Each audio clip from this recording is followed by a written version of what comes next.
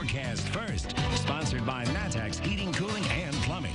Well, this Thursday's been all about the wind, the strong winds that are still gusting here at 10 o'clock to 29 miles an hour in Springfield. And you can see that we're calm. There's no precipitation out there in terms of, any rain or anything like that yet. But that's going to change by this weekend. You're definitely in this nice mild pattern. Look at these upper 50s still. 59 in Springfield, 58 in Effingham, a little cooler in Champaign at 51. Should be an okay commute in tomorrow with temperatures that are going to be into the low 50s to start. We're back to the mid 60s. Might be a chance of a shower mainly south near I-70, which we'll talk more about when we come back here in a little bit, along with how the rest of the weekend could get even wetter. We'll show you that coming up. WCIA 3 News starts right now.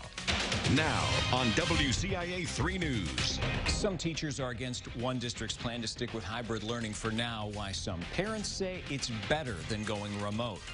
Plus, a man charged with murder is on the loose by mistake, how authorities say he was freed from custody. And weeks ago, the IHSA said high school basketball will happen. Why that's no longer a sure thing. You're watching your local news leader. This is WCIA 3 News at 10. Is that if you wait for community spread to clearly be happening before you act, you've waited too long.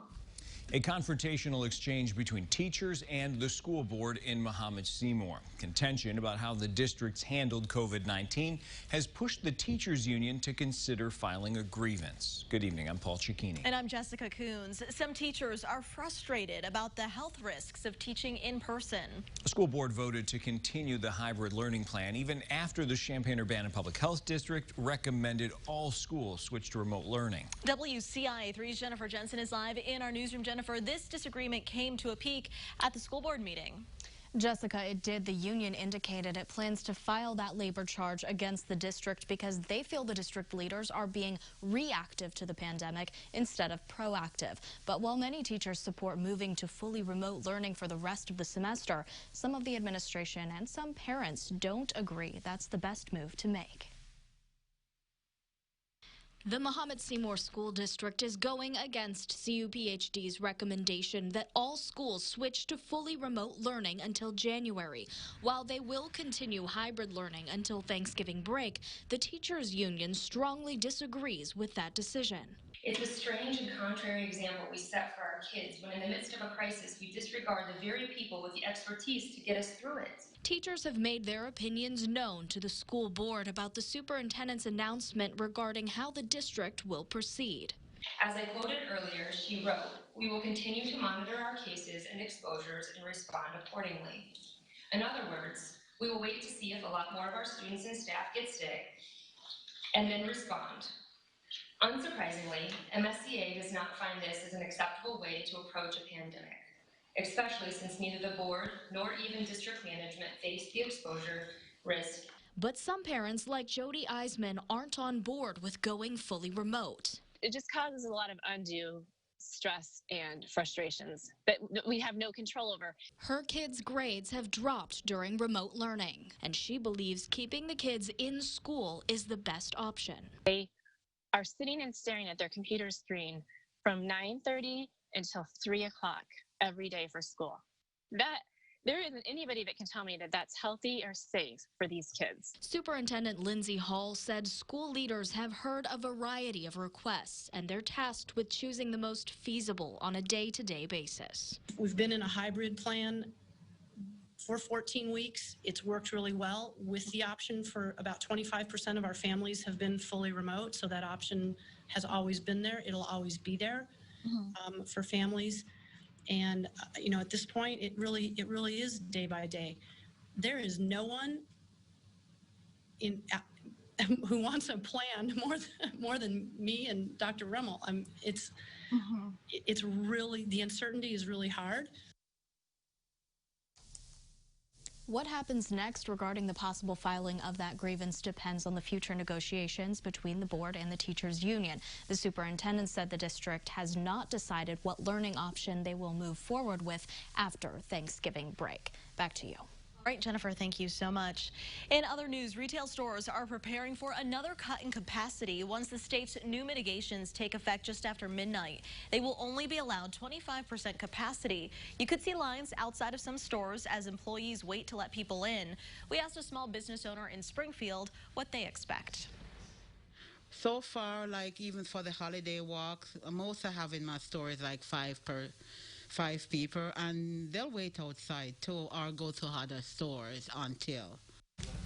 Grocery stores are allowed 50% capacity under the new restrictions. Gyms and health centers are also not allowed to have indoor fitness classes. COVID-19's been confirmed at the Schnucks in Champaign off Mattis Avenue. CUPHD says there are fewer than 5 infections. Corporate claims it moved quickly to identify infected people and close contacts. It says it hires a third party to disinfect stores when necessary. They told us, quote, like many other businesses in Champaign, Schnucks has been impacted by the rising number of positive COVID-19 cases. Out of respect for the privacy of our teammates, we are unable to confirm specific numbers for specific stores.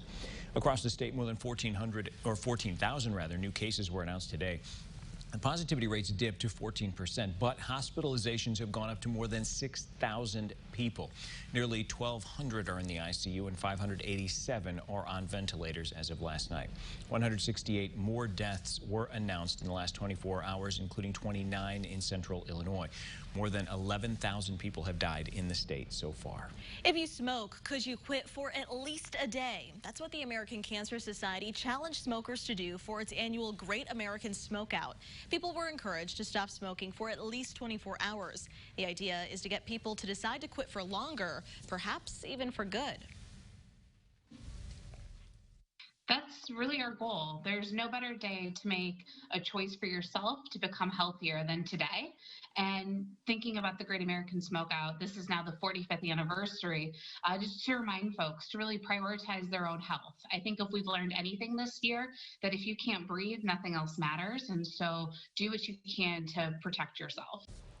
The American Cancer Society says 30% of all cancers in the state can be directly attributed to smoking, and smoking causes an estimated 480,000 deaths every year in the U.S.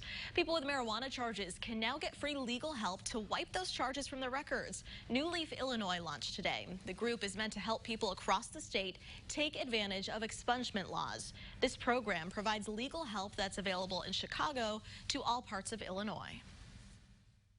But we needed to make sure that there was going to be that same level of advocacy for people statewide to be able to be freed of the collateral consequences of cannabis convictions. And I call them collateral consequences because that's exactly what they are.